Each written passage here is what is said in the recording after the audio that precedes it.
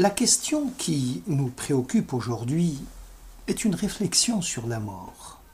C'est une question assez grave parce qu'elle pose le problème de y a-t-il un sens à notre existence sur Terre ou bien sommes-nous prisonniers d'une existence enfermée, d'une condition humaine qui est vouée inéluctablement à la mort. Si pour le paganisme, l'homme est un élément qui appartient à la nature, au même titre que les arbres ou les animaux, et dont le but, ici-bas, se résumerait à une jouissance infinie des plaisirs de ce monde, pour le judaïsme, l'homme est le partenaire de Dieu dans l'œuvre de la création. Il est donc cet homme face à des responsabilités et à des défis. L'homme, dit la Bible, doit faire émerger la joie dans cette existence qui est la nôtre, une existence de misère et de souffrance. Tout se passe comme si le judaïsme était un éveil de notre conscience endormie, un éveil qui appelle l'homme à agir, à lutter contre le mal, à lutter contre la souffrance, à lutter contre l'injustice. Bref, à donner une signification à l'essence humaine. En lieu et place donc de la désespérance, c'est un appel au réconfort et à la joie. L'homme, dit la Bible, doit comprendre et doit savoir qu'il est étranger dans une terre où il vit. Et chaque homme a le devoir de percevoir l'appel du Très-Haut, à l'instar d'Abraham, à qui Dieu a ordonné « Lech lecha » « Va pour toi ». Autrement dit, sors en tant qu'homme de tes illusions. Mets-toi à comprendre réellement le monde dans lequel tu vis. En fait, mets-toi en quête de quelque chose qui est au-delà de ton être. Accepte ton exil signifie clairement arrache-toi à ta condition d'homme, arrache-toi à ta souffrance et à ta misère, tout en restant présent à toi-même. La persistance du mal, comme la mort, dans le monde, est perçue comme un scandale, d'où le titre « Le scandale de la mort ». Pourquoi le mal, la souffrance, s'insère-t-il sournoisement dans le bien jusqu'à le parasiter? Et comment ne pas désespérer devant la mort des jeunes, devant la violence et devant l'injustice? Pour répondre à ce questionnement, il faut comprendre que le bien est le seul principe explicatif du monde et que le mal n'a pas de signification propre.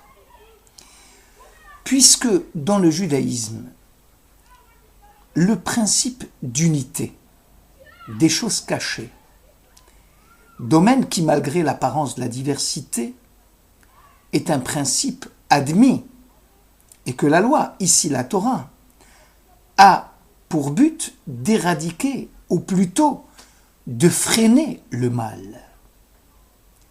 L'homme, dit la Torah, doté de libre arbitre, évolue dans un monde inachevé à qui il manquerait le tikkun, d'où son rôle, à l'instar de Dieu, qui consiste à séparer le bien du mal, comme Vayavdel Elohim dans la Genèse, le principe de séparation qui confirme et qui porte le projet de la liberté de l'homme. L'homme est libre de construire le monde voulu par Dieu, ou au contraire, de l'orienter dans le sens du mal. Chaque fois que l'homme faillit à sa vocation, le mal progresse et le vice lève la tête. Dans cette perspective, la mort, qui est le signe de l'extinction de l'être, a toujours hanté les philosophies autres que la nôtre, que le judaïsme, comme les Grecs ou les bouddhistes, qui, eux, se caractérisent par un refus de la vie sur terre. Le judaïsme, lui, accepte et sublime la vie sur terre, lorsque celle-ci est un tremplin pour l'au-delà. Tout se passe comme si les morts et les vivants étaient en attente de l'apothéose de leur être, au moment de la résurrection des morts. La mort, pour ainsi dire, est donc un passage d'un monde à un autre, une étape intermédiaire avant la résurrection. Ézéchiel, dans le chapitre des ossements desséchés, parle d'un nouvel esprit, d'un nouveau souffle qui viendrait pénétrer les squelettes inertes et les ramener à la vie.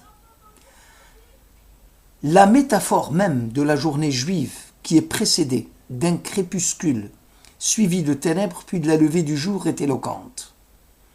Les ténèbres, la mort, est encadrée par deux temps lumineux, la naissance, la mort et la résurrection. Ce qui signifie que la mort n'est pas une fin en soi, car l'aube de la résurrection ne saurait tarder à poindre. La psychanalyse nous enseigne que le Fils a sur ses épaules l'emprise de son Père, dont il a tout le mal du monde à s'en libérer. Dans le judaïsme, notre Père qui est dans les cieux, le Père créateur du monde, s'est retiré du monde pour laisser la place vacante à son Fils, qui doit à son tour devenir créateur.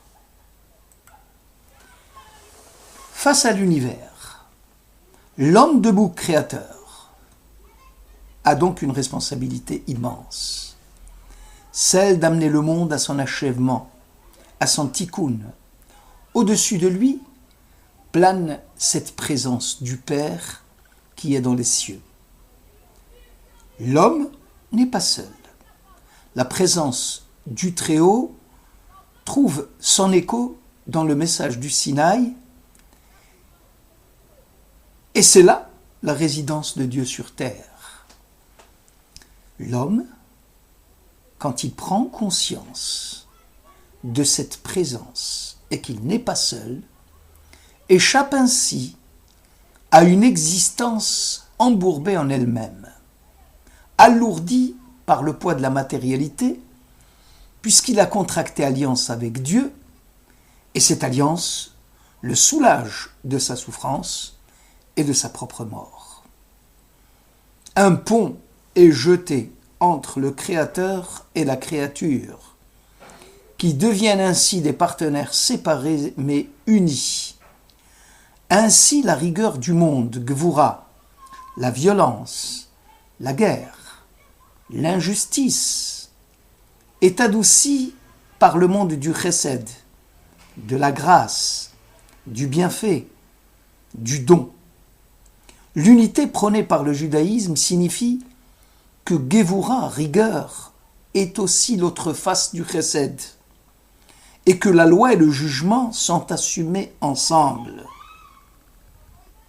Pour rassurer l'homme, Dieu lui dit que rien n'est oublié de Dieu. Rien n'est au hasard. Le mécréant répondra de ses actes, et le juste recueillera la rétribution de ses gestes. Le bien et le mal ne sont pas voués à l'indifférence. Voilà une solution qui s'offre à l'homme qui souffre dans sa solitude, dans sa finitude, d'être impuissant à sortir de son être et qui s'interroge sur son identité, sur son mal-être. La Genèse rapporte qu'avant l'intervention divine, pour mettre de l'ordre dans l'œuvre de la création, il y avait le chaos et la désolation, appelés dans la Bible Tohu Vavohu.